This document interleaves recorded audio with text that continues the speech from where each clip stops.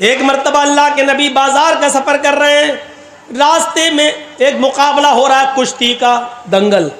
हम लोगों के यहाँ पर भी होते हैं ना दंगल, कुश्ती लड़ी जाती है, दंगल हो रहा है। दंगल का बड़ा शौक था उस ज़माने में, देखने लगे दंगल। उसमें एक पहलवान था जिसका नाम था रुकाना, उसको कोई नहीं हरा पाता था, वो हारता ही नहीं था कभी। तो उसका मुकाबला चल रहा था और वो सबको उठा उठा के पटकता जा रहा था। अल्लाह के नबी ऐसी देखने के लिए खड़े हो गए। उसने जब देखा मोहम्मद इब्ने अब्दुल्ला, तो उसने चैलेंज कर दिया। उसने ऐसी कहा है, मोहम्मद इधर आओ, आओ तुम भी आ जाओ, तुम्हें बड़ा भरोसा है ना तुम्हारे अल्लाह पर, तो आओ ना लड़ लो। आपने कहा रुकाना, मैं लड़ने नहीं आया, मैं देखने आया हूं कि ये दंगल क्या है। उसने मुस्कुराते हुए सब लोगों के सामने चीख कर कहा, आए मोहम्मद, अगर तुम मुझे उठाकर पटक दो, अगर तुम मुझे हरा दो तो मैं इस्लाम कबूल कर लूंगा। जब कहा कि आ जाओ लड़ लो, तो आपने कहा नहीं, मैं लड़ने नहीं आया।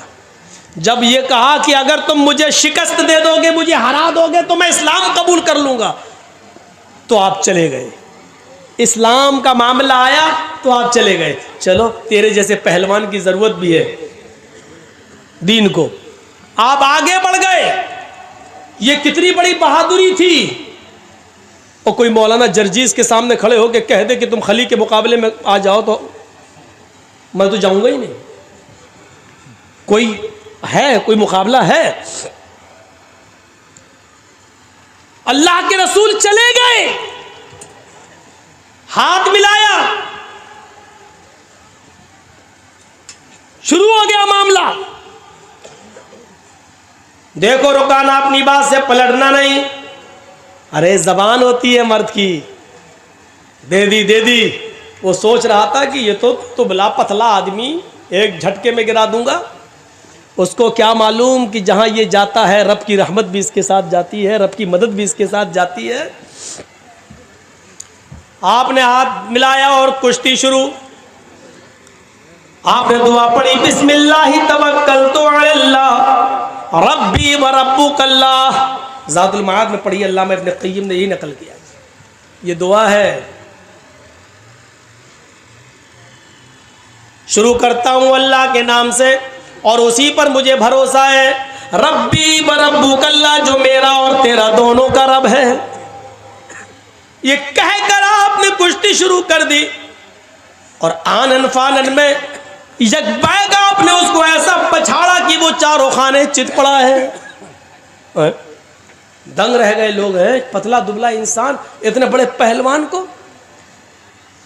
रुकाना उड़ता और कहता है मेरे साथ चीटिंग हो गई है।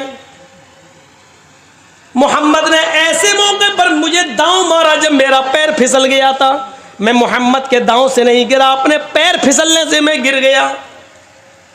जो रेफरी होता है, जज जो होता है, जो फैसला करता है कि कौन हार गया कौन जीत गया, उसने कहा नहीं भाई, मैंने तो पैर फिसलते हुए नहीं देखा। मोहम्मद इब्ने अब्दुल्ला फरमाते अल्लाह के नबी, नहीं साहब, अगर इसका पैर फिसल गया था तो मैं इसको एक मौका और देता हूं। आए रुकाना, अगर तेरा पैर फिसल गया और मेरे दांव से तू शिकस्त नहीं खाया तो दोबारा तू लड़ ले। बहादुर हो तो ऐसा, इतने बड़े पहलवान से कह रहा है कि तू दोबारा लड़ ले। उसने दोबारा लड़ना शुरू किया और आपने आनन फानन एकदम उसको फिर शिकस्त दे दी, उसको गिरा दिया। फैसला होता है कि मोहम्मद इब्ने अब्दुल्ला जीत गए। रुकाना से कहा गया, आए रुकाना, अपनी हार शिकस्त तस्लीम करते हो? उसने कहा हाँ, हार तस्लीम करता हूं, लेकिन हकीकत यह कि मैं हारा नहीं हूं। कहा फिर क्या बात है? कहा मैं कहूंगा तो तुम गलत मानोगे। मोहम्मद इब्ने अब्दुल्ला ने मुझे ऐसे मौके पर दांव मारा कि मेरी आंख छपक गई थी और अचानक मुझे कुछ दिख नहीं रहा था। जैसी मेरी आंख छिपकी और इन्होंने मुझे जो है दांव मार दिया और मैं देख नहीं पाया। वैसे आपकी मर्जी। जज ने कहा नहीं, ये कुश्ती तो मोहम्मद इब्ने अब्दुल्ला जीत गए। लेकिन अल्लाह के नबी सल्लल्लाहु अलैहि वसल्लम ने फरमाया, आए रुकाना, अगर तेरी आंख छपक गई थी और मेरा दांव उस वक्त तेरे ऊपर चला तो ठीक है, इस कुश्ती को भी रिजेक्ट कर देते हैं, तू तीसरी बार लड़ ले। तीसरी बार भी हम कुश्ती लड़ लेते हैं, लेकिन ये हमारी और तुम्हारे दरमियान आखिरी होगी। इसके बाद आंख तुम्हारी छपके या मेरी, पैर तुम्हारा फिसले या मेरा, इसको आखिरी माना जाएगा और यही हार जीत का फैसला होगा। कहा ठीक है। तीसरी बार भी कुश्ती हुई और आनन फानन अल्लाह के नबी ने ज्यादा वक्त नहीं लगाया और रुकाना को उठाकर पटक दिया। रुकाना भरेआम मजमे में तस्लीम करता, अब मैं हार गया हूं। अवार्ड के मुस्तहिक मोहम्मद इब्ने अब्दुल्ला हैं। अवार्ड लाया जा रहा है। उस जमाने में जो ट्रॉफी दी जाती थी जीतने वाले को, चैंपियन की, डिस्ट्रिक्ट चैंपियन की, वो ट्रॉफी बड़ी अहमियत रखती थी। वो ट्रॉफी मोहम्मद इब्ने अब्दुल्ला को दी जा रही है, लीजिए। अल्लाह के नबी फरमाते हैं, आए रुकाना, तुमने लोगों के दरमियान ये वादा किया था कि अगर तुम मुझे उठाकर पटक दोगे तो मैं इस्लाम कबूल कर लूंगा, मुझे इस ट्रॉफी की जरूरत नहीं है। भरे मजमे में तुम कलमा पढ़ो, अशहदु अल्ला इलाहा इल्लल्लाह व अशहदु अन्ना मुहम्मदन अब्दुहु व रसूलुहु। अरे रुकाना, तुम्हारा कलमा पढ़ लेना ही मेरे लिए सबसे बड़ा अवार्ड होगा। रुकाना मुस्कुराकर कहता है, हाय मोहम्मद, ट्रॉफी उठा और चलता बन। तूने मुझे इतना बड़ा सच्चा कैसे समझ लिया था? अरे मैं तो अब तक धोखे ही से जीतता आया और आज भी धोखे से जीतना चाहता था, लेकिन आपके आगे मेरी चली नहीं है। मैं पहली मर्तबा आपने मुझे उठाकर शिकस्त दी, पटका, और मैंने कहा मेरा पैर फिसल गया था। कसम है मुझे अपने लातो मनात की, मेरा पैर नहीं फिसला था, मैं तो झूठ बोला था।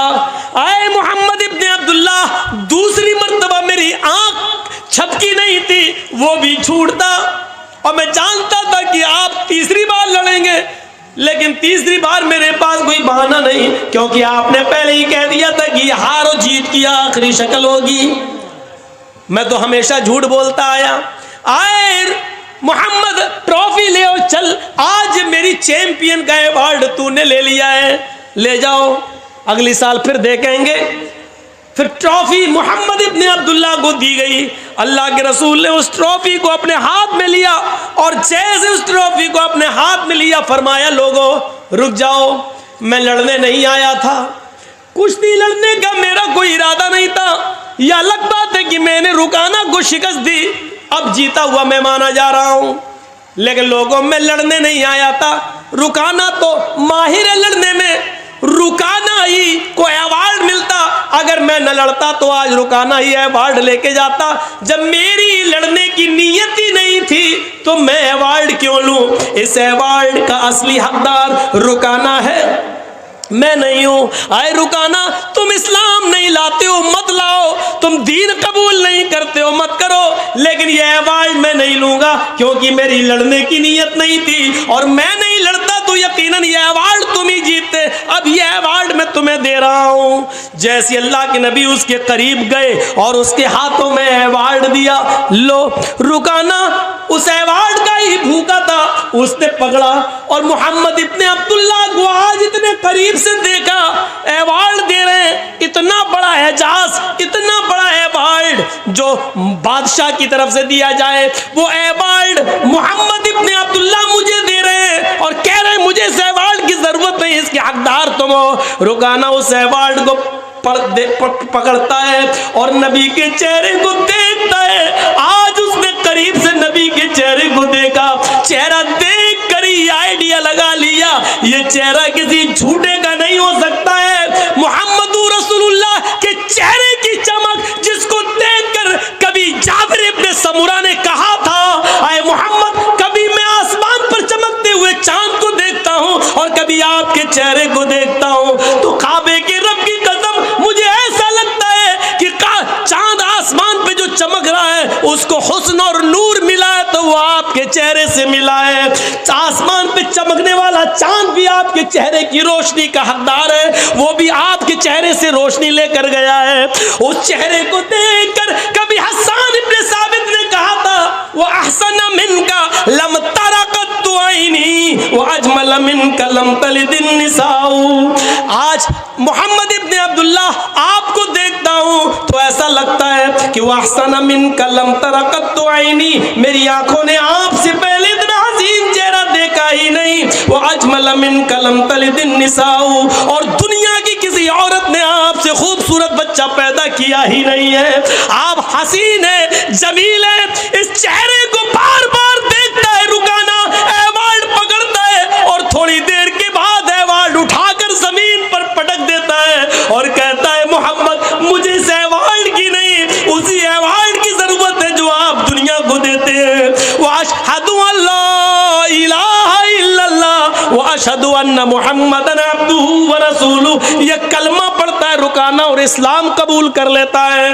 माफ कीजिएगा मेरे भाइयों, अल्लामा इब्न क़य्यिम ने ज़ादुल मआद में लिखा है कि रुकाना इस्लाम ले आया, लेकिन मौलाना अबुल कलाम आज़ाद ने लिखा वो इस्लाम से मुतासिर हुआ है लेकिन इस्लाम उसने कबूल नहीं किया था। लेकिन मैंने जो हवाला आपको दिया है वो ज़ादुल मआद का दिया इब्न क़य्यिम का कि उन्होंने कलमा पढ़ लिया और इस्लाम के दायरे में दाखिल हो गए। अल्लाह के रसूल सल्लल्लाहु अलैहि वसल्लम का ये अखलाक देखकर बहादुरी दिखाना मकसद था मुझे कि आप इतने बड़े पहलवान के सामने खड़े हो गए। ये उस बहादुर नबी की कौम है जो आज बुज़दिली का शिकार होती है और बहुत जल्दी मायूस हो जाती है, बहुत जल्दी मायूस हो जाती है। इसको फैसले करना नहीं आता है, ये कौम मुत्तहिद नहीं होती है। मेरे भाइयों, कितने 20 साल से जलसों में आ रहा हूँ आपके आसपास के इलाकों में और बार बार कह रहा हूं कि मुसलमानों अपनी ताकत को पहचानो, बार बार कह रहा हूं कि सुनो, तुम इस मुल्क के प्रधानमंत्री नहीं बन सकते, ये फैक्ट है। या सिस्टम ऐसा बना दिया गया है कि तुम राजा नहीं बन सकते, तुम वजीर आजम नहीं बन सकते इस मुल्क के। लेकिन अगर तुम एक हो जाओ, अगर तुम मुत्तहिद हो जाओ और पूरे भारत के मुसलमान एक प्लेटफार्म पे कायम हो जाएं, तो मैं ये कसम खाकर कह सकता हूं कि रब्बे काबा की कसम तुम्हारे बगैर भी कोई प्रधानमंत्री नहीं बन सकता, कोई वजीर आजम नहीं बन सकता। तुम अपनी ताकत को पहचानो, तुम अपने वजूद को पहचानो, तुम बटोगे तो उसका फायदा दूसरों को होगा और हो रहा है। तुम्हें बांटा जा रहा है, तुम्हें अलग अलग बांटने के लिए बाकायदा लोगों को पाला जा रहा है, बाकायदा लोगों को उतारा जा रहा है। तुम्हारे दरमियान ना इत्तेफाकी पैदा कराई जा रही है, तुम्हारे वोटों को तकसीम करने की प्लानिंग बिहार के बाद बंगाल में भी हो रही है। तुम पहचान नहीं पा रहे हो, समझ नहीं पा रहे हो, ये तुम्हें होश के नाखून लेने की जरूरत है, समझने की जरूरत है। प्लानिंग अच्छी होनी चाहिए तुम्हारी, जो अभी तुम्हें होश नहीं आ रहा है, तुम्हें होश नहीं आ रहा है। होश आएगा, इलेक्शन के बाद होश आएगा, अभी नहीं आएगा। हम प्लानिंग नहीं समझ पा रहे। कितने जलसों में मैंने कहा है कि बड़े नुकसान से बचने के लिए छोटा नुकसान कर दो अपना। अभी मैं अपने भाई का पैर कटवा के आया हूँ टाटा हॉस्पिटल में, अपने फुफेरे भाई का कैंसर हो गया था, 10 साल पहले ऑपरेशन कराया था, डॉक्टर ने बचा लिया, लेकिन 10 साल के बाद फिर अटैक हुआ उस पर कैंसर का, और यही कैंसर, उसने कहा पैर नहीं बचा पाऊँगा और कटवाया। वो मना कर रहा था, मैंने कहा नहीं तुम्हें ज़िंदा रहना है, एक तरफ ज़िंदगी थी एक तरफ पैर था। वो नहीं चाहता था कि पैर कटे, उसने कहा मर जाने दो, जितने दिन ज़िंदगी जी लेने दो, ऐसी ज़िंदगी से क्या फ़ायदा। लेकिन मैंने उसको कहा नहीं, ज़िंदगी रहेगी तुम्हारी, कम से कम बच्चों का चेहरा देखोगे, उसके कलेजे से पूछो। जान चली जाए ये बड़ा नुकसान है, पैर कट जाए ये छोटा नुकसान है, लेकिन बड़े नुकसान से बचने के लिए अगर छोटा नुकसान करना पड़ रहा है तो कर दो, कर दो। छोटा नुकसान करके अगर तुम्हारी जान बच रही है तो बचा लो। मुसलमानों, बिल्कुल वो हाल है कि मेरी बीवी के बच्चा पैदा हो रहा है, डिलीवरी का टाइम है, डॉक्टर ने कह दिया कि नहीं खतरनाक माहौल है, या तो माँ को बचा सकता हूँ या बच्चे को, इन दोनों में से किसी एक को बचा सकता हूँ। और जर्जी साहब कलेजे में पत्थर रख कर कहते हैं कि बीवी को बचा लो, बच्चा जा रहा तो जाने दो, बीवी रहेगी तो बच्चे और भी आ जाएंगे। लेकिन ये किसी की बेटी है, किसी की बहन है, वो लोग बर्दाश्त नहीं कर पाएंगे। इसलिए छोटा नुकसान अगर हो रहा तो कर दो, बड़े नुकसान को बचा लो, यानी बीवी को बचा लो और बच्चा जा रहा है तो जाने दो। हालांकि बच्चे से भी हमें मोहब्बत है, लेकिन छोटा नुकसान हम गवारा कर रहे हैं बड़े नुकसान से बचने के लिए। मुसलमानों, इस वक्त यूपी की नज़रें भी तुम्हारी तरफ हैं, पूरे इंडिया की नज़रें तुम्हारी तरफ हैं, बल्कि पूरे हिंदुस्तान नहीं पूरी दुनिया की नज़रें तुम्हारे चुनाव की तरफ हैं, तुम्हारे इलेक्शन की तरफ हैं। ये तुम्हें फैसला करना है कि हमें कहाँ जाना है और कहाँ नहीं जाना है। हम किसी पार्टी का प्रचार करने नहीं आए हैं यहाँ पर। न मेरा हक है प्रचार करने का, और न कभी हम प्रचार करने के लिए किसी की तरफ से उतरे। मेरे भाइयों, एक एहसास दिला दिया मैंने, तो ये बहादुर थे मोहम्मद रसूलुल्लाह। और छठी सिफत क्या बताई गई? 5 हो गई, पराक्रमी, बहादुर होंगे, दानी। छठी सिफत वो खैरात करने वाला, दानी, दान करने वाला होगा। अल्लाह के रसूल से ज़्यादा दान करने वाला कोई नहीं था, कोई नहीं था, दान करने वाला कोई नहीं। एक फ़कीर आया, कहा अल्लाह के रसूल मुझे अल्लाह की राह में कुछ दे दो। कुछ था ही नहीं। आपने कहा अभी तो नहीं है। कहने लगा मैं क्या करूं? आपने कहा बैठ जाओ, कहीं से आएगा तो दे दूंगा। बैठ गए। थोड़ी देर में दूसरा आ गया, देने तो आया नहीं, मांगने आ गया, अल्लाह के नाम पे मुझे भी कुछ दे दो। आपने कहा तू भी बैठ जा। थोड़ी देर में तीसरा आ गया, अल्लाह के रसूल मुझे भी अल्लाह के नाम पे है कुछ नहीं। आपने कहा अच्छा तू भी बैठ जा। फिर थोड़ी देर के बाद 4 औकिया चांदी कहीं से आ गई, सोना, 4 औकिया सोना कहीं से आ गया।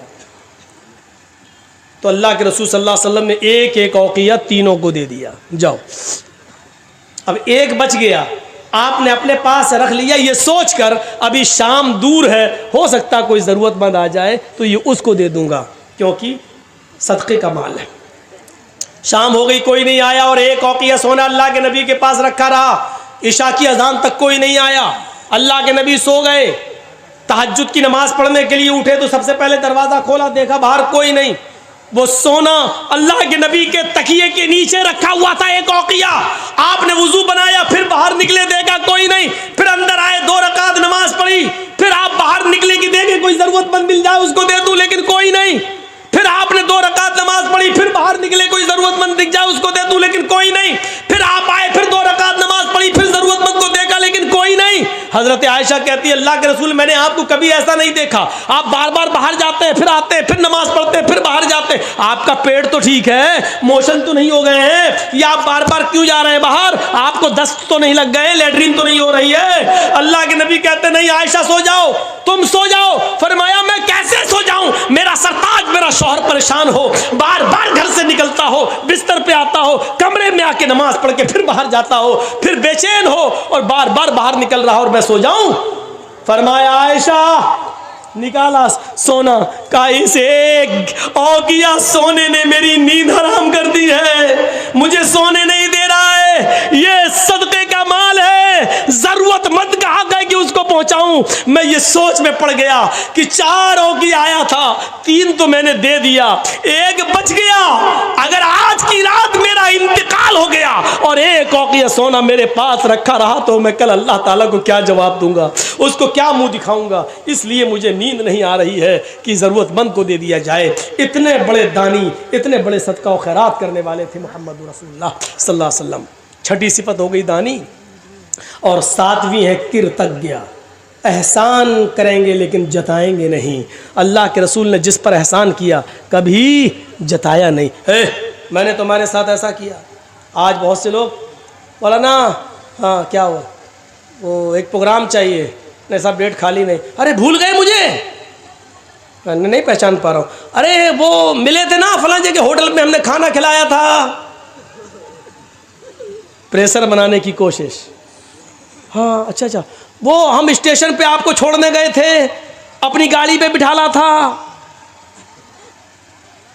प्रेशर। अच्छा, अरे भाई देखेंगे, अच्छा बहुत जल्दी भूल गए, अरे भूले नहीं, सब याद आ गया भाई, लेकिन अभी डेट नहीं है। अरे बड़े अजीब आदमी हो यार, एहसान करेगा लेकिन जताएगा नहीं। अल्लाह के रसूल सल्लल्लाहु अलैहि वसल्लम ने कभी एहसान करके जताया नहीं।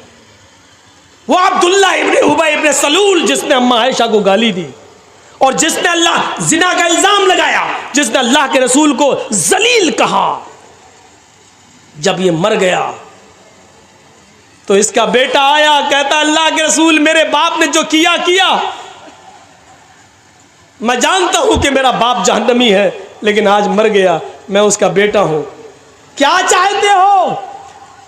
आपके जिस्म पर जो चादर है, ये कमीज, ये चादर आप दे दीजिए। क्या करोगे? अपने बाप के कफन की जगह पर ये चादर डाल दूंगा। शायद जब तक आपका लिबास मेरे बाप के जिस्म पर रहेगा, अल्लाह ताला शायद उसके अजाब में कुछ कमी कर दे कब्र के अंदर। अल्लाह के नबी उठे और आपने वो चादर दे दी। हजरत उमर ने वो चादर पकड़ ली। और अल्लाह के नबी जिसने अम्मी आयशा को तोहमत लगाई हो और आपको पूरी जिंदगी गाली देता रहा हो, आप उसको चादर दे रहे हैं। अल्लाह के नबी के आंखों में आंसू। और क्या कहते हैं उमर, जो चादर मैंने उसके बेटे को दे दी है तुम उसको छीनने का हक नहीं रखते हो। अगर मेरे चादर के पहनने से, मेरे चादर के पहना देने से अगर अल्लाह इसके बाप के अजाब में कमी कर दे तो मेरा क्या बिगड़ जाएगा, मेरा क्या नुकसान हो जाएगा, पहना लेने दो। अब्दुल्ला इब्ने उबय का बेटा अपने बाप को अल्लाह के रसूल की चादर उड़ा देता है और इसी हाल में कब्रिस्तान की तरफ लेके जाता है। किसी ने कहा जब तेरे बाप को नबी चादर दे सकते हैं तो तेरे बाप की जनाजे की नमाज क्यों नहीं पढ़ा सकते। कहा अल्लाह के रसूल एक एहसान और कर दीजिए, मेरा बाप तो मर गया है, आप अगर मेरे बाप की जनाजे की नमाज पढ़ा देंगे तो आपका क्या बिगड़ जाएगा।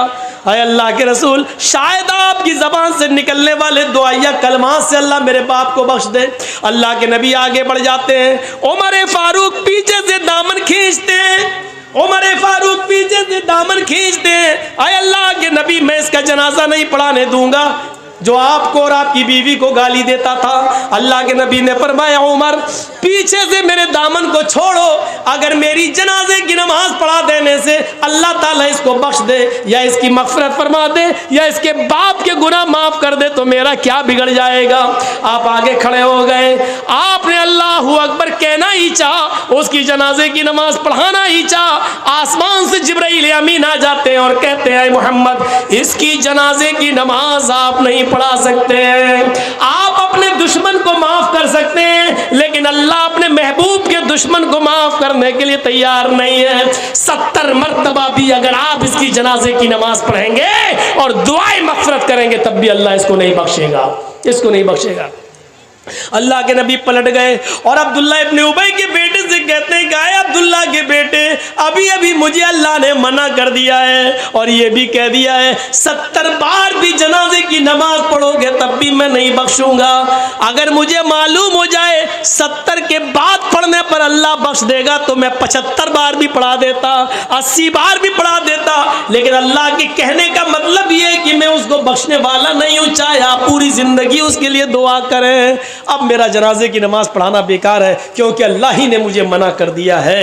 ये एहसान आपने किया, खड़े तक हो गए लेकिन जिंदगी भर कभी आपने जताया नहीं। अपने दुश्मन के साथ भी आपका ये सलूक था, आपका ये बर्ताव था। तो ये 7वीं सिफत कि वो एहसान करेंगे लेकिन जताएंगे नहीं। और 8वीं सिफत ये है वो दयावान होगा, दया करेगा। दया पर तो हमने मिसालें आपको दे दी। अल्लाह के रसूल जानवर तक में दया करने वाले थे, जानवर तक पर, परिंदों तक पर दया करते थे। अल्लाह के रसूल सल्लल्लाहु अलैहि वसल्लम का वो वाक़या उठाओ कि आपकी बेटी ज़ैनब जो ऊँटनी पर सवार थी और हजरत अली लेके चल रहे थे और उनके पेट में हमल था, बच्चा था ज़ैनब के पेट में, और हिबार इब्ने अस्वद ने तीर मारा ये ऊँटनी को, लेकिन तीर निशाना खा गया, खता कर गया और वो तीर हजरत ज़ैनब के पेट में लगता है, पेट फट जाता है, ज़ैनब ऊँटनी से गिर जाती है और बच्चा ज़मीन पर गिर जाता है। इसी हाल में ज़ैनब को मदीना लाया गया और जब ज़ैनब को पता चला कि मेरे पेट का बच्चा ज़ाय हो गया, होश में आई, पता चला कि पेट का बच्चा ज़ाय हो गया, तो वो इस सदमे को बर्दाश्त नहीं कर सकी और उनका इंतकाल हो गया।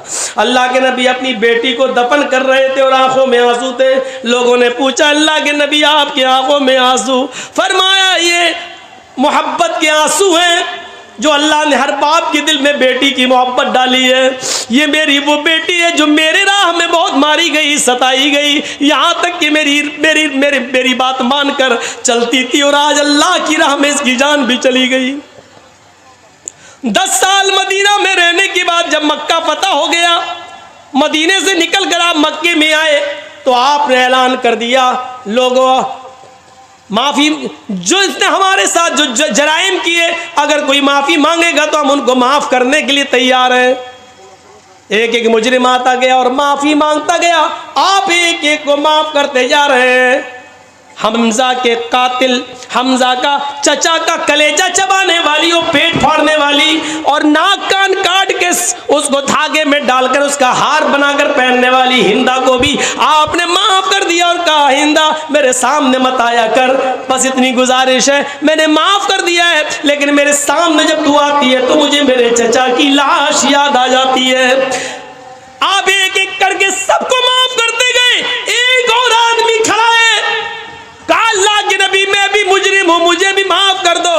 आप मुस्कुराए, कहा मैंने सबको माफ किया तो तुम्हें क्यों नहीं करूंगा? हाँ लेकिन तुम्हारा जुर्म क्या है? उसने कहा मेरा जुर्म ना सुने तो अच्छा है, ऐसे ही माफ कर दीजिए।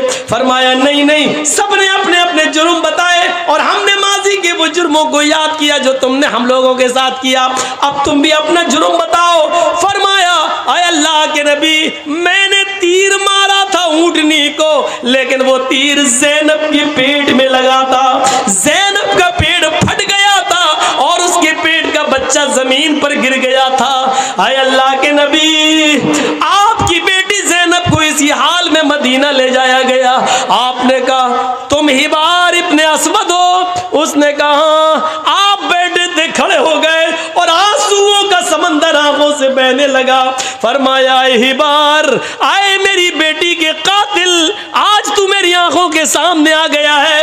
आए हिबार मक्के की 13 साल जिंदगी और मदीने की 10 साल जिंदगी, 23 साल की जिंदगी में मुझे जितना सताया गया है, अगर वो तकलीफें तराजू के एक तरफ रख दी जाएं और जिस दिन मेरी बेटी ने मेरे हाथों में मेरी बाहों में उसने अपनी आखिरी सांस ली और उसका फटा हुआ पेट जब मैंने देखा तो आए ही बार उसे एक दिन की तकलीफ अगर तराजू के दूसरी तरफ रख दी जाए और तराजू उठाई जाए तो कसम है उस जात की जिसके कब्जे में मेरी जान है। आए ही बार 23 साल की तराजू का पलड़ा उठ जाएगा और एक दिन की वो तकलीफ का पलड़ा भारी होगा। उस दिन की एक दिन की तकलीफ 23 साल की तकलीफों पर भारी बैठेगी, लेकिन मेरी चौखट पर माफी के मांगने के लिए आने वाले हिबार जा ओ मेरी बेटी के कातिल जा, मैंने तुझे भी माफ कर दिया। हिबार जा, मैंने तेरा खून भी बख्श दिया। आपने अपनी बेटी ज़ैनब के कातिल को भी माफ कर दिया और ये उस वक्त की बात है जब हुकूमत आपके हाथ में थी, पावर आपके हाथ में था। आप चाहते तो 1 मिनट में उसको कत्ल कर सकते थे और कोई रोक भी नहीं सकता था, क्योंकि अब पावर अल्लाह के नबी के हाथ में। लेकिन पावर आने के बाद माफ कर देना बड़ा कमाल है। ये दयावान थे, रहम करने वाले थे। जो मैंने शुरू में कहा था कि अगर रहम निकाल दिया जाए तो देश बिगाड़ के रास्ते पे आ जाता है। अल्लाह के रसूल तो बनाने आए थे दुनिया को, तो बिगाड़ के रास्ते पे कैसे ला सकते थे? इसलिए आपने अपनी बेटी के कातिल तक को माफ कर दिया। अल्पभाषी, कम बोलेंगे, ये नहीं कहा कि बिल्कुल नहीं बोलेंगे, कम बोलेंगे। अल्लाह के नबी इतना कम बोला करते थे, इतना कम बोला करते थे, इतना कम बोला करते थे। मुस्लिम शरीफ किताबुस सलाम के अल्फाज है कि यहूदियों का एक गिरोह नबी अकरम के घर पे आया, दरवाजे को दस्तक दी।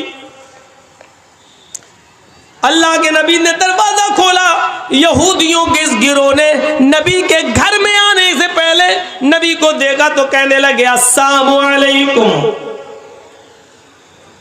अस्सलामु अलैकुम। अस्सलाम नहीं कहा, क्या कहा? अस्सलामु अलैकुम या रसूल अल्लाह, आए अल्लाह के नबी आप पर मौत हो। ये नहीं कहा अस्सलामु अलैकुम आप पर सलामती हो, बल्कि यहूदियों के इस गिरोह ने क्या कहा? अस्सलामु अलैकुम, और जल्दी में कहा अस्सलामु अलैकुम, ताकि पता ना चले, शक ना हो जाए। अस्सलामु अलैकुम या रसूल अल्लाह, अल्लाह के रसूल आप पर मौत हो, आप बर्बाद हो जाएं। तो अल्लाह के नबी सल्लल्लाहु अलैहि वसल्लम कुछ मशकूक हो गए हैं, इसने सलाम कहा कि साम कहा। अब वालेकुम अस्सलाम कैसे कह दूं इनको, जो आदमी हमारे लिए मौत भेज रहा है और हम कहें सलामती हो तुम पर? तो पता नहीं ऐसा ना हो कि अगर मैं वालेकुम अस्सलाम कह दूं तो ये बुरा मान जाए और ये कहने लगे कि हमने तो सलाम कहा और आप हमें मौत भेज रहे हैं। तो अल्लाह के रसूल ने बहुत मुख्तसर जवाब दिया, वालेकुम, न सलाम कहा न साम कहा। क्या कहा आपने? वालेकुम, जो तुमने मुझ पर भेजा हो तुम पर हो गया काम, बात ही खत्म हो गई। इतना कम बोलते थे अल्लाह के रसूल। और इसी तालीम का नतीजा था कि अल्लाह के रसूल ने ये फरमाया था कि अपने ऊपर इस जबान को रोको। अल्लाह की कसम, इस जबान की वजह से बहुत से लोग जहन्नम में चले जाते हैं और बहुत से लोग जन्नत के मुस्तहिक हो जाते हैं। और इसी जबान की वजह से अल्लाह के नबी ने फरमाया, इन्नी उरीदु कुन्ना अक्सर अहलिन नार, आए औरतों की जमात, तसद्दक़ना या माशरन निसा, आए औरतों तुम ज्यादा से ज्यादा सदका करो, आए औरतों तुम ज्यादा से ज्यादा खैरात करो, क्योंकि मैंने तुम्हें जहन्नम के अंदर सबसे ज्यादा जलते हुए देखा। कुल्ला व बिमा या रसूल अल्लाह, सहाबियात सवाल कर रहे हैं, अल्लाह के रसूल हम जहन्नम में सबसे ज्यादा औरतें होंगी? हाँ, क्यों? वजह तो बता दीजिए ताकि वो चीज हम यहां से खत्म करें। तो अल्लाह के रसूल ने फरमाया, तुकसिरनल व तकफुरनल आशीर, तुम्हारी जहन्नम में जाने की दो वजह ज्यादा है। क्या? तुकसिरनल लान, तुम लान तान ज्यादा करती हो, बदतमीजी ज्यादा करती हो, जबान से उल्टे सीधे जुमले ज्यादा बोलती हो। दो चार औरतें जहां बैठी हो, आप क्या समझते हैं जलसे में सब खामोश बैठी होंगी? मुआयना करके देखिए, मेरी तकरीर समझ में नहीं आ रही होगी, कहेंगी तो बंगला मौलवी थोड़ी, ये तो उर्दू वाला है। तेरी चप्पल कितने की? अच्छा, ये कहाँ से लाई? कौन सी दुकान से लाई? ये सूट कितने का? ये साड़ी कितने की? आज तो उनकी ईद हो गई। जलसा होता है तो ईद का दिन होता है औरतों के लिए। चार औरतें कहीं बैठ जाएं, वो चुप नहीं रह सकती। इतनी सारी कैसे चुप रहेंगी? मछलियां पक रही होंगी। अच्छा है कि दूर इंतजाम किया जो यहां तक आवाज नहीं आ रही, वरना बहुत सी जगह तो बिल्कुल करीब में कर देते हैं। तो जर्जी साहब भी डिस्टर्ब होते रहते हैं, इनकी सुने कि अपनी सुनाए। किसी बादशाह ने कहा था ना कि जो सबसे बड़ा झूठ बोलेगा उसको सबसे बड़ा इनाम देंगे। तो झूठों की कमी तो थी नहीं, एक आया झूठ बोला ना हक, कोई बड़ा नहीं। हमारे साहब अगर उस जमाने में होते तो सबसे बड़ा अवार्ड इन्हीं को मिलता कि तुम वाकई तुम ही से अवार्ड के लायक हो। बड़े बड़े झूठे आए, फेल कर दिया बादशाह ने, नहीं तुम अवार्ड के मुस्तहिक नहीं हो। एक और आया, लास्ट में कहने लगा मेरा भी झूठ सुन लो। का क्या? आज मैं रात में सोया, मैंने ख्वाब में देखा कि जहां तक मेरी नजरें जा रही हैं औरतें औरतें बैठी हुई हैं। बादशाह कहता भाग, ये कोई झूठ है? अरे ख्वाब में हो सकता है देखा हो, झूठ बताओ। उसने कहा पूरी बात तो सुनो मेरी। का क्या? मैंने ख्वाब में देखा कि जहां तक मेरी नजरें जा रही हैं सारी औरतें औरतें बैठी हुई हैं और सब खामोश हैं। बादशाह कहता क्या? का सब खामोश है? कहता हट, ये नहीं हो सकता। तो क्यों? का मेरा तजर्बा, दो औरतें एक साथ बैठ जाए तो खामोश नहीं रह सकती। तू कह रहा है इतनी औरतें सब खामोश, इससे बड़ा झूठ तो कोई हो ही नहीं सकता। तू सबसे बड़ा अवार्ड के हकदार है। उसको सबसे बड़ा अवार्ड दिया बादशाह ने। तो हमारी माँ बहनें ज़रा संभल के रहें, वरना ऐसी बातें हम बोलते ही रहेंगे और वो समझेंगे मेरी बेइज्जती हो रही है। तो मेरे भाइयों, लान तान, अबू बकर सिद्दीक तो जबान खींचा करते थे ये, और कभी कभी मिसवाक कान से निकालते थे हजरत अबू बकर और ऐसे मिसवाक से मारते थे। लोग पूछते ये क्या कर रहे हैं? कहा इसको कंट्रोल कर रहा हूं। अल्लाह के नबी ने फरमाया इस जबान की वजह से बहुत से लोग जन्नत में चले जाते हैं और बहुत से लोग जहन्नम में चले जाते हैं। इस जबान पर अगर हमने काबू पा लिया तो सब काबू पा लिया। खुद अल्लाह के नबी सल्लल्लाहु अलैहि वसल्लम ने फरमाया तुम दो चीज़ों की जमानत मुझे दे दो, मैं तुम्हें जन्नत की जमानत देता हूँ। कहा वो कौन सी चीज़ है? फरमाया अल फमु वल फर्ज, एक मुंह एक जबान की जमानत मुझे दे दो कि जो बोलोगे सही बोलोगे और गलत बात इसका इस्तेमाल नहीं करोगे, और दूसरी शर्मगाह यानी जिना नहीं करोगे, और शर्मगाह का जायज़ इस्तेमाल यानी शादी के बाद अपनी बीवी के साथ मिलोगे और किसी की तरफ नहीं देखोगे। तो ये दो चीज़ों की ज़मानत तो मुझे दे दो, मैं तुम्हें जन्नत की ज़मानत देता हूँ। ये अल्लाह के नबी सल्लल्लाहु अलैहि वसल्लम ने फरमाया। गौर कर लिया? अल्पभाषी, कम बोलने वाले होंगे। कम बोलने की आदत डलवाने के लिए अल्लाह के रसूल ने रमज़ान के महीने में एतिकाफ रख दिया। आदत डालो, ज़बान पर कंट्रोल करो, एतिकाफ में बैठो। ये 10 दिन जब तुम कम बोलोगे और अपना ज़्यादा से ज़्यादा वक्त जिक्र और अस्कार में लगाओगे तो तुम्हारी आदत बन जाएगी।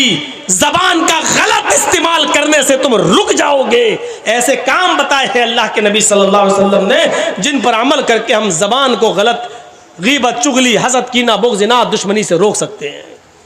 पहली चीज क्या बताई महाभारत में? कम बोलने वाले होंगे। ये सिफत अल्लाह के नबी के अंदर पाई जाती थी।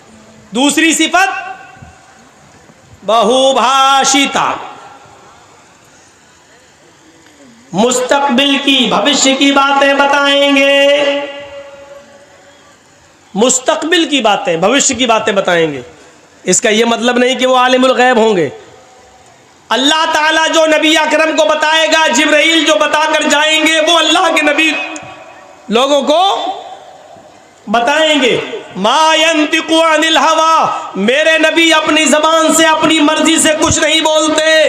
इन हुवा इल्ला वह्यु यूहा, वो जो कुछ भी बोलते हैं अल्लाह की तरफ से वही के आ जाने के बाद बोलते हैं। मुस्तकबिल की, फ्यूचर की बातें अल्लाह के नबी ने बताई। ऐसा होगा, कयामत से पहले ऐसे होगा। जिन मकानों में तुम रहते हो उनकी दीवारों से गाने की आवाजें आएंगी, आ रही हैं। शराब हद से ज्यादा बढ़ जाएगी, बोलने की जरूरत ही नहीं है। इंडिया का सर्वे है, हर 5 में से 1 आदमी शराबी है। 1 आदमी शराबी है। इस एतबार से अगर 1 करोड़ की संख्या मान ली जाए हिंदुस्तान की, तो उसमें 20 लाख शराबी। एक मिसाल दे रहा हूं, 1 करोड़ नहीं है, 100 करोड़ है। अगर 1 करोड़ की तादाद मान ली जाए हिंदुस्तान की, तो उसमें 20 लाख शराबी हैं। 100 करोड़ की तादाद मान ली जाए हिंदुस्तान की, तो उसमें 20 करोड़ शराबी हैं। और 20 करोड़ शराबी में 10 करोड़ सिर्फ मुसलमान ही मुसलमान हैं। और बकिया 10 करोड़ के अंदर हिंदू, सिख, जैनी, क्रिश्चियन, यहूदी, बुद्धिस्ट, जैनी, ये सारी कौमें मिलाओ तो 10 करोड़। आधे सिर्फ मुसलमान हैं और आधे में सारी कौमें शामिल हैं। ये इंडिया का सर्वे कह रहा है। जिस मजहब के गाइड ने, रहबर ने, रहनुमा ने, मोहम्मदुर रसूलुल्लाह सल्लल्लाहु अलैहि वसल्लम ने जिस शराब को जितना ज्यादा हराम करार दिया है, आज उसी कौम के, उसी नबी के मानने वाले आज उसके दिलदादा बने बैठे हैं। आज उसको पानी की तरह, पेप्सी और थम्स अप की तरह पी रहे हैं और फख्र कर रहे हैं। शराब नोशी इनके अंदर हद से ज्यादा बढ़ चुकी है। शराब पी घर घर में आते हैं तो अपनी माँ को माँ नहीं, बहन को बहन नहीं और बेटी को बेटी नहीं समझ रहे हैं। माशाल्लाह, ये 5000 रुपये, हाँ 5000 रुपये हबीबुर रहमान साहब ने दिए हैं। अल्लाह ताला इनको जज़ाए खैर अता फरमाए।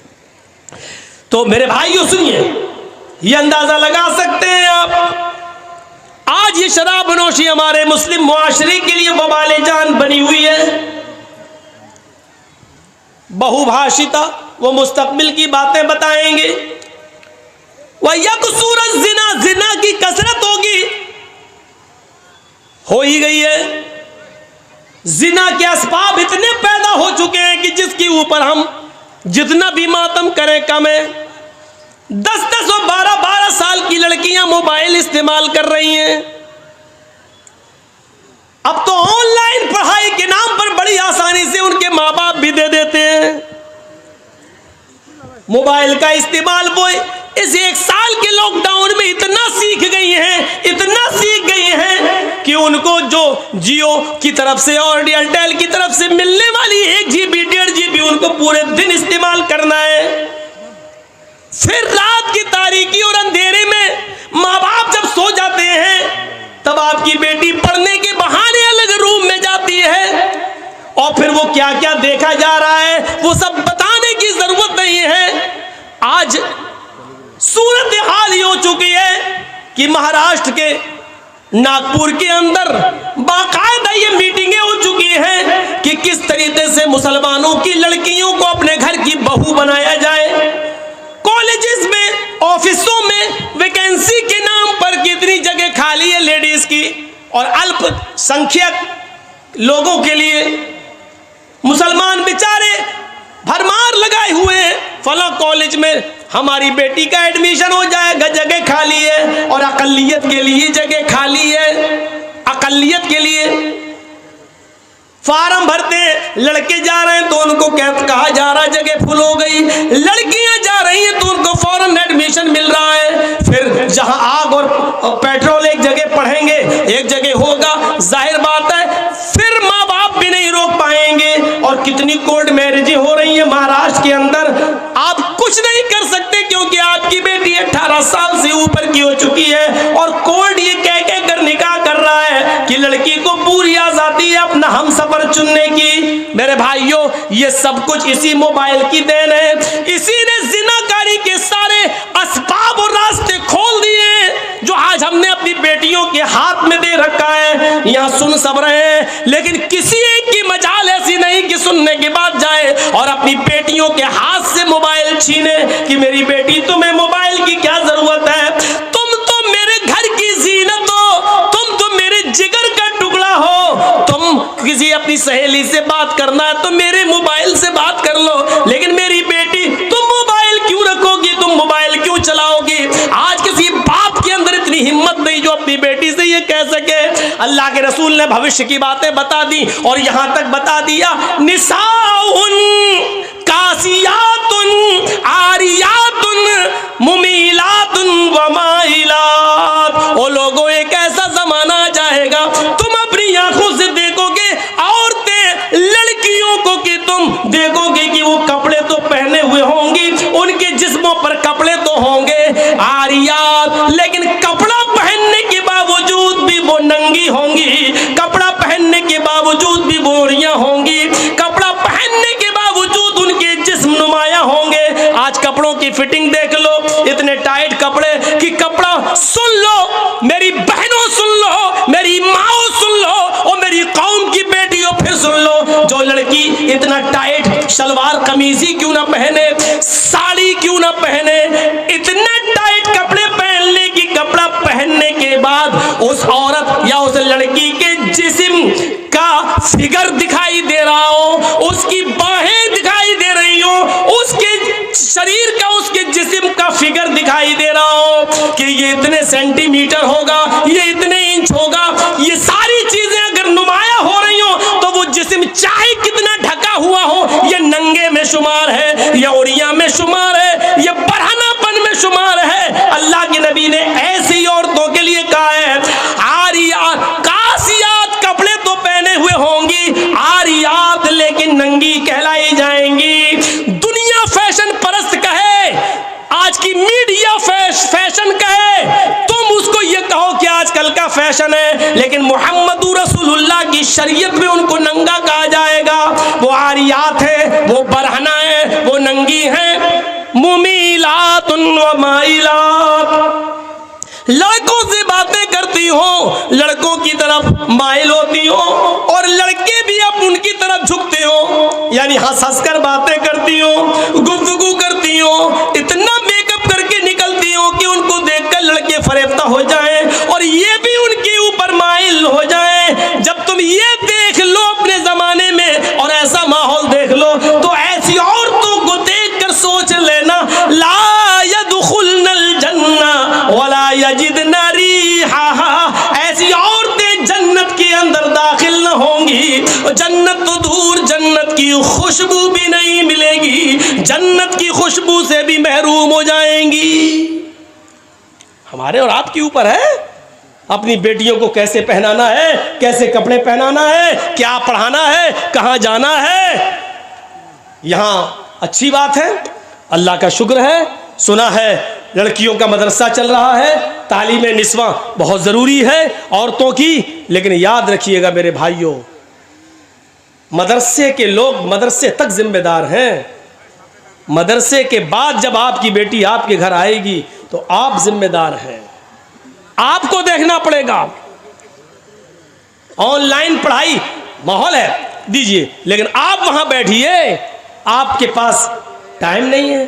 आप अपनी बीवी को वहां बिठाइए कि मेरी बच्ची के पास बैठे, भाई को बिठाइए कि वो आपके पास बैठे।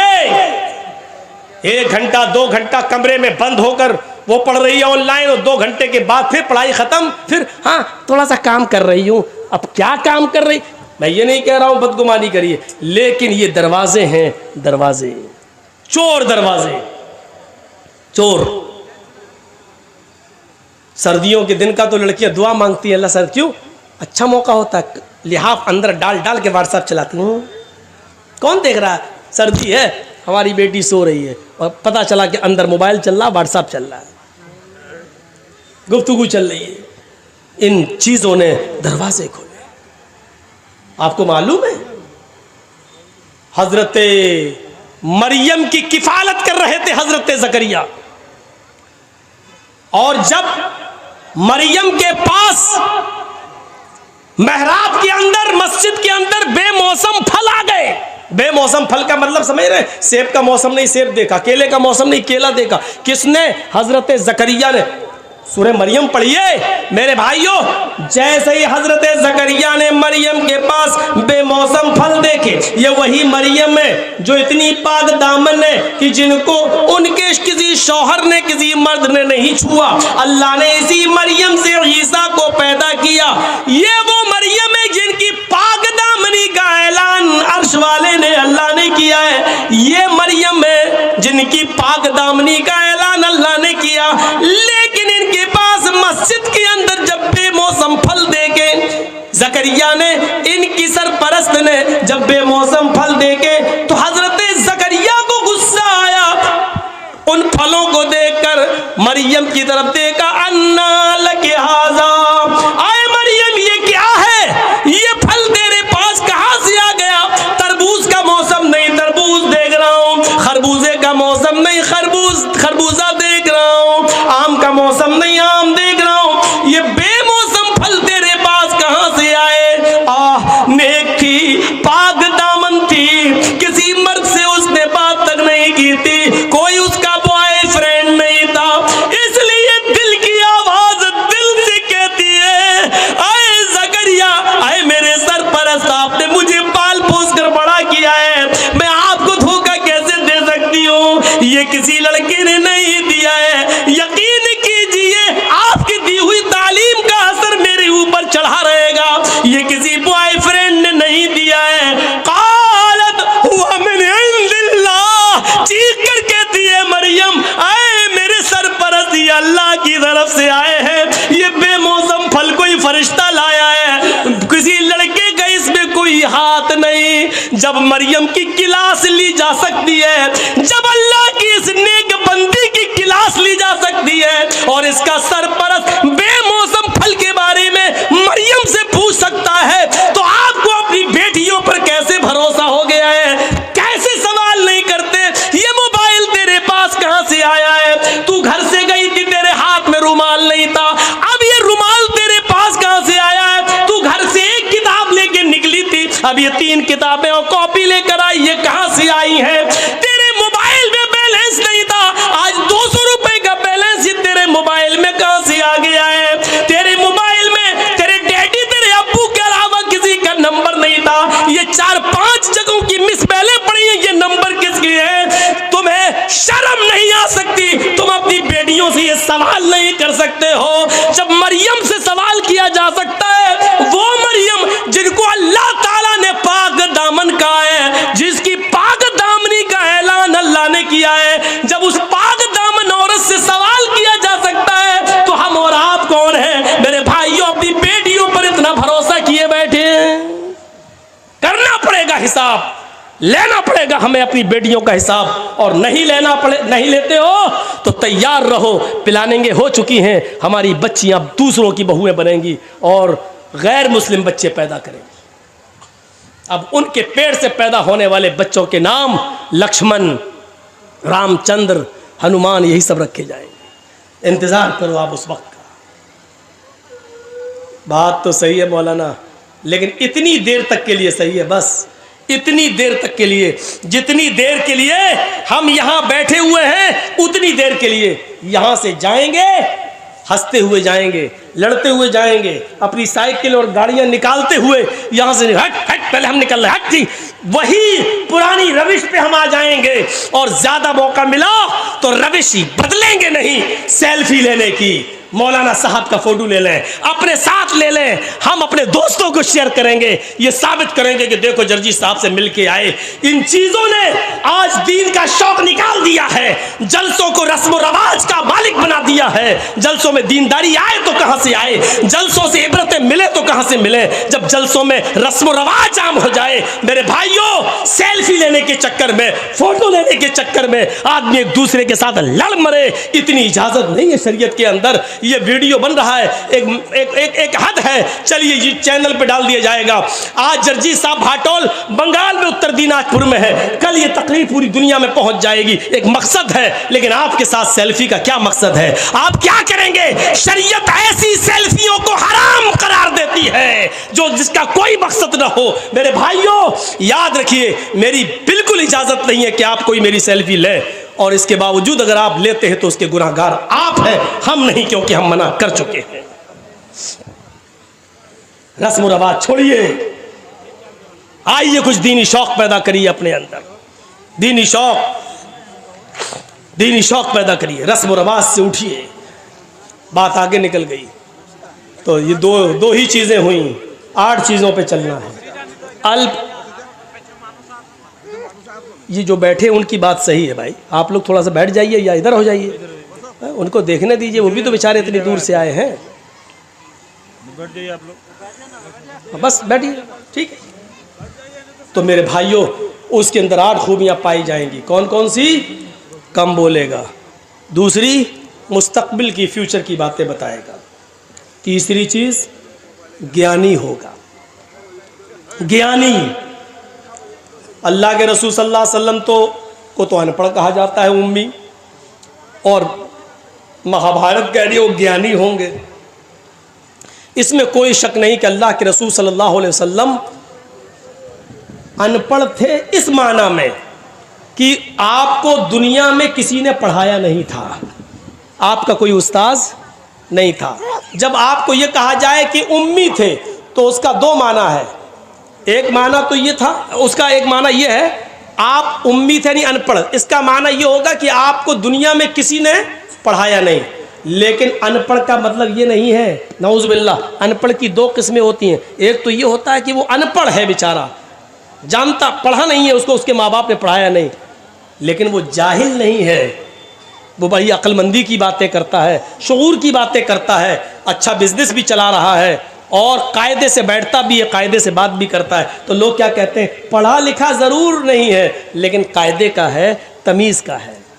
और एक अनपढ़ वो होता है जिसको उसके माँ बाप ने पढ़ाया नहीं और साथ में उसको माहौल भी गलत मिला, खड़े होकर पेशाब करता हुआ जा रहा है नाली में। 1-2 बच्चे, हम बताएंगे नहीं कहाँ के, ऊपर छत पे खड़े होकर देखता कोई आदमी गुजर रहा, वहीं से उन्होंने चड्डी उतारी, पेशाब कर दिया, उसके सर पे गिर रहा।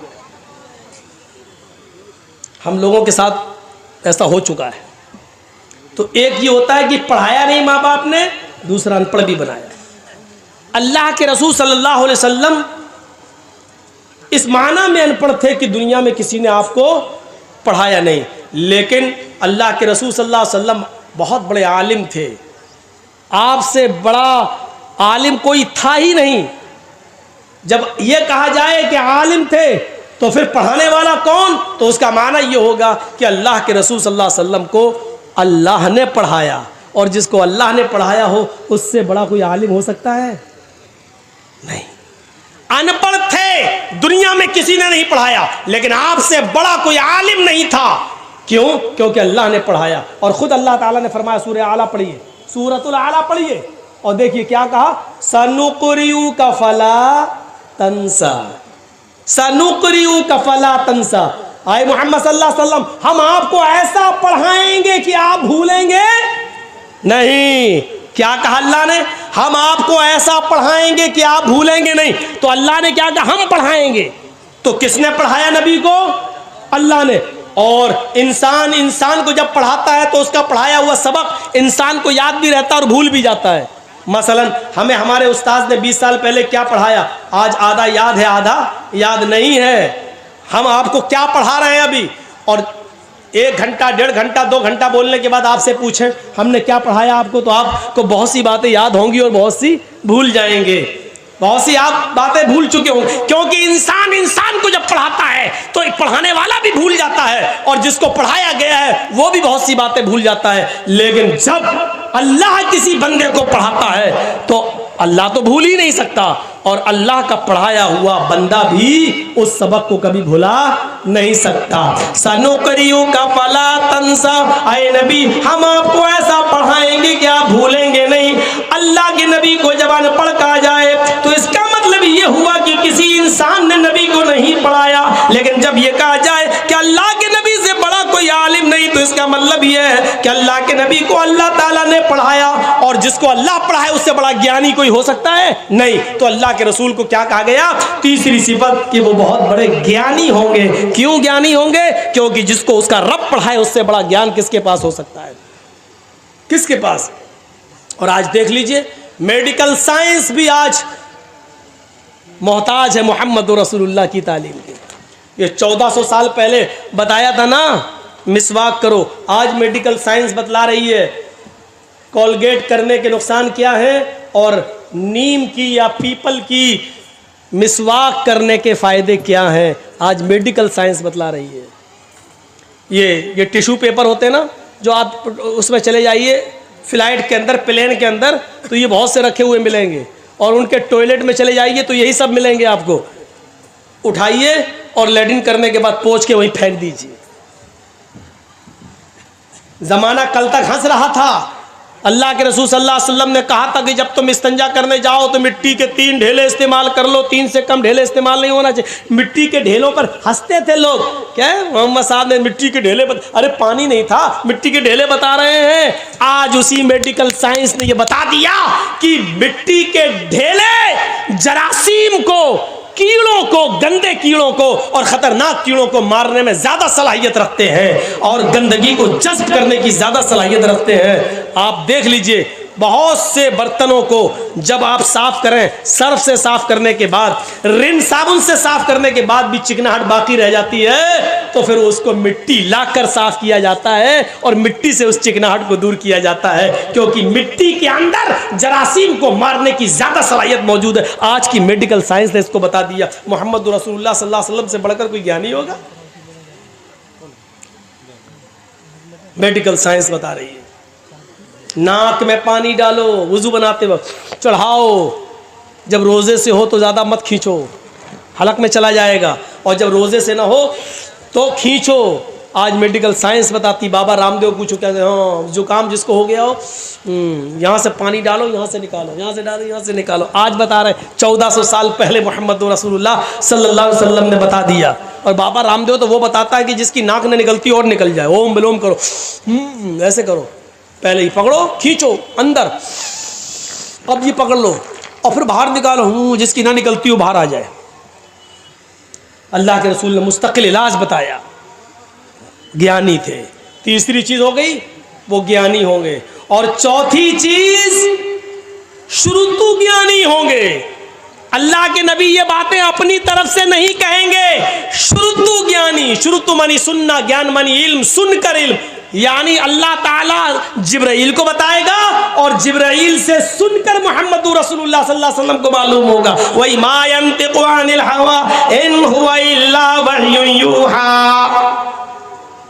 अपनी तरफ से कुछ नहीं बोलते, जो कुछ भी बोलते हैं अल्लाह की तरफ से वही आ जाने के बाद बोलते हैं। सुनकर ज्ञान होगा, अपनी तरफ से कुछ नहीं बोलेंगे।